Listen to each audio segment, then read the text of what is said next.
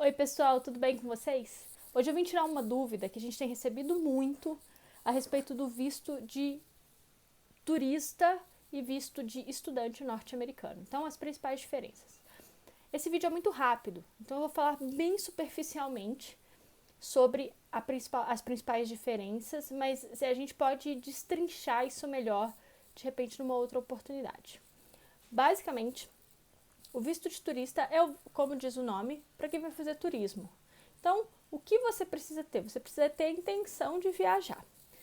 Você precisa preencher o formulário, que chama ADS 150, e depois desse formulário preenchido, aí o que você vai precisar fazer? Você vai precisar pagar a taxa de $160 e aguardar na fila para fazer seu agendamento e aí comparecer a um consulado norte-americano, que hoje tem em Porto Alegre, Rio de Janeiro, São Paulo, Recife e Brasília. Você vai precisar comparecer em algum desses. Ah, Ninvi, precisa ser presencialmente? Para quem está tirando o primeiro visto americano, precisa sim, tá?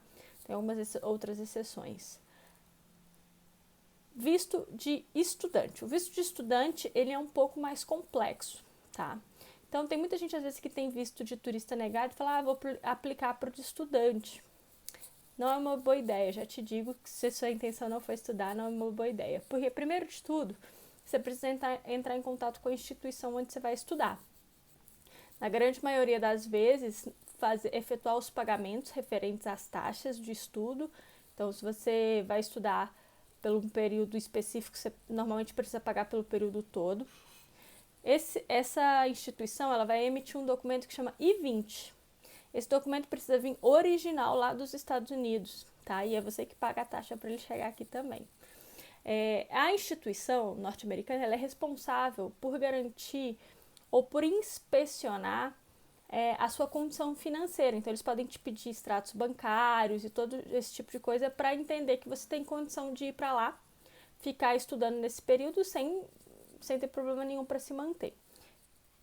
Isso ainda não é suficiente. Então, você vai efetuar o pagamento do período que você for estudar, eles vão emitir o documento, que é o I-20, e com esse documento você vai precisar fazer o mesmo preenchimento que um visto de turista demanda, mais incluir o I-20 na taxa SEVES, que a gente chama. A taxa SEVES ela custa $200. Então, o visto de estudante ele vai ter uma taxa de $160 mais os $200 específico.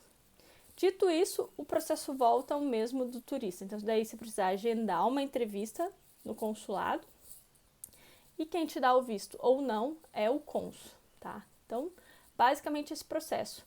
A grande diferença é que no visto de estudante você sempre vai precisar ter toda a sua documentação organizada junto à instituição para depois você conseguir aplicar para o visto. Ainda assim não é garantido. Então, é sempre bom cuidar e olhar quais são as regras da instituição depois de você ter pago para ver se você vai ter algum prejuízo no caso de visto negado. E também, em caso de devolução de dinheiro, sempre tem a cotação ali do câmbio, que se você pagou em dólar e eles forem te devolver alguma coisa, sempre vai devolver em dólar também. Então, se a cotação estiver mais baixa, você pode ter algum prejuízo, se estiver mais alta, no caso de devolução, pode ter até um ressarcimento melhor. Beleza?